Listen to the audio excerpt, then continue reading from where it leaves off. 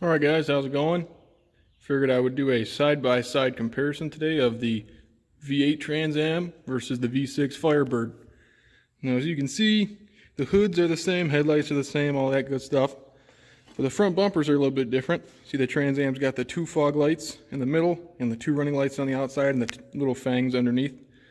The Firebird, on the other hand, has the two fog lights on the outside and then the running lights on the inside with no real fangs to speak of. We'll kind of walk around to the side here a little bit. See, on the two cars, fenders are the same. Both have the fender vents on the side, the two little holes. The Trans Am does have ground effects along the side that the Firebird does not.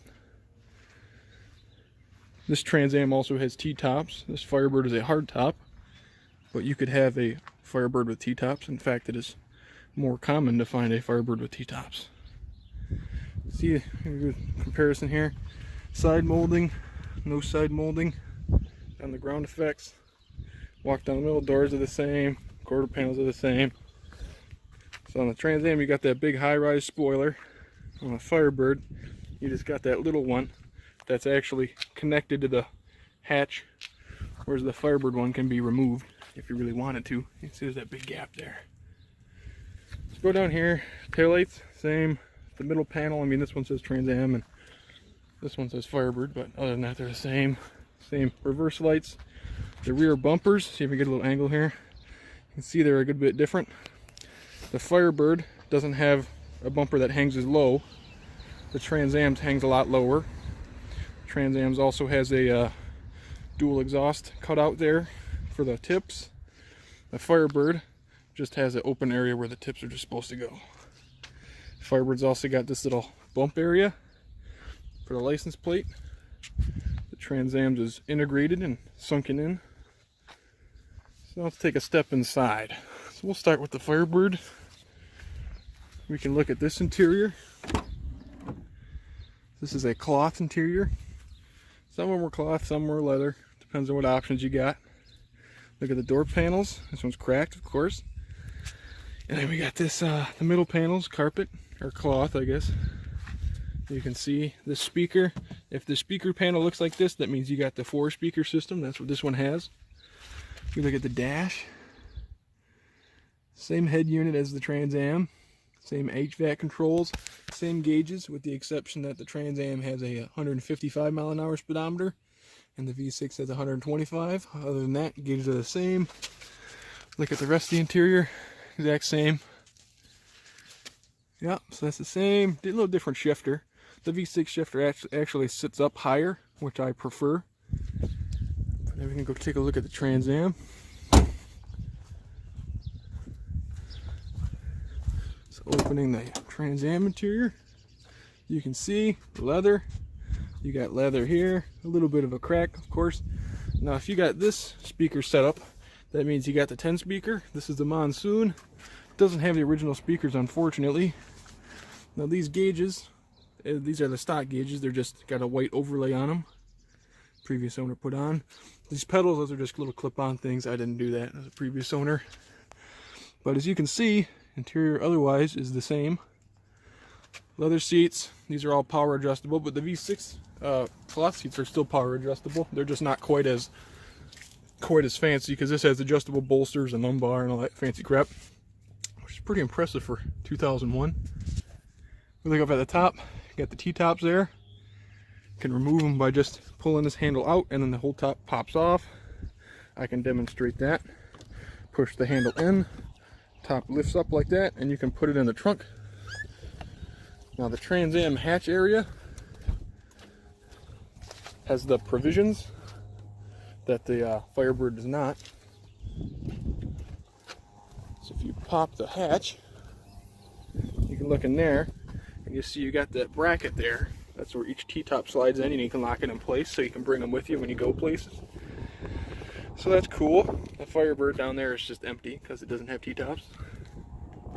You notice this, Trans Am's got speakers here where the Firebird just has a straight panel, as you can see. So yeah, the bodies of them, you know, they look pretty similar.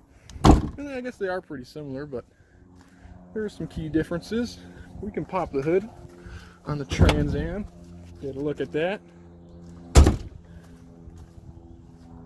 Take a little gander. There's the LS1 V8. Give you a look, close-ups. Kind of do a little walk around there. Pretty tight in there. Putting a big V8 in a little area. Although you'll see that the V8 isn't astronomically bigger than the V6.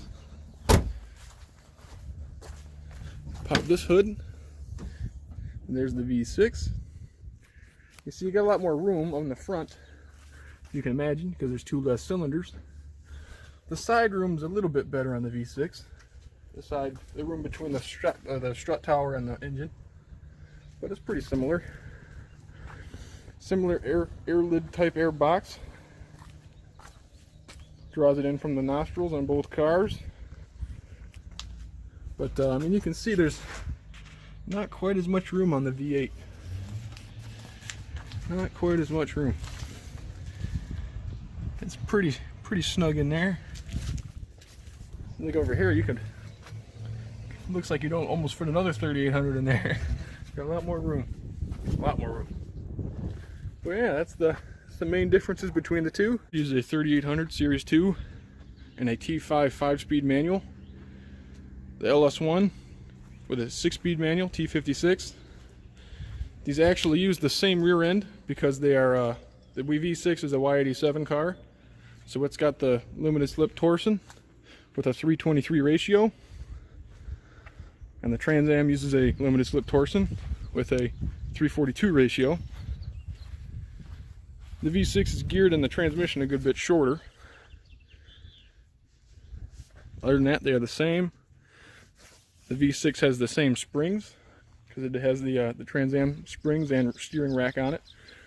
So there's no difference on these particular cars, but on a normal V6 Firebird, there would be a different steering rack, different shocks, and different springs. The sway bars would also be different sizes, as they are on these cars. The Trans Am does have a bigger sway bar. The gas tanks, same size. All exterior stuff. Differences between the two cars I went over in a previous video. But as far as mechanical differences between these two particular cars, the big one is the transmission. T56 is a lot stronger than the T5. It also has better ratios for sport driving. Now the LS1 is pretty similar to the 3800 as far as overall structure goes, but it makes a lot more power. But they use the same air lid style, except the V6, the hole for it is on the driver's side, offset a little bit, whereas the V8 is straight on. Now on the V6, I think you were able to get traction control. This one does not have it. My V8, on the other hand, does have it, but it was optional on both trim levels. Some cars have it, some cars don't. The brakes are interchangeable. They're the same between the two. The wheels, interchangeable. So there's not a whole lot of differences as far as mechanics of the car go, other than the transmission. Now, the Trans Am is a throttle by cable, so there is a solid connection between the gas pedal and the throttle body, whereas the V6 is a drive-by-wire. Both cars have cruise control. Both cars have air conditioning and heat, power windows, all the normal stuff that most cars have. These cars have it the same. Going over some other differences between the two. Now, sometimes when you get a convertible car, the underside will be a little different between the hardtop and the convertible, but the T-top and the hardtop models are exactly the same underneath. The sail panels are interchangeable. We can do a quick walk around here.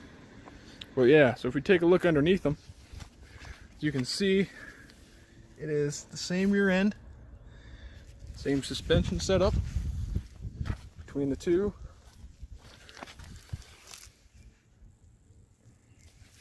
If you got these cars in the air and you went underneath them, it'd be hard to tell them apart. So yeah, that's really all the mechanical differences between the V8 and V6 Firebird.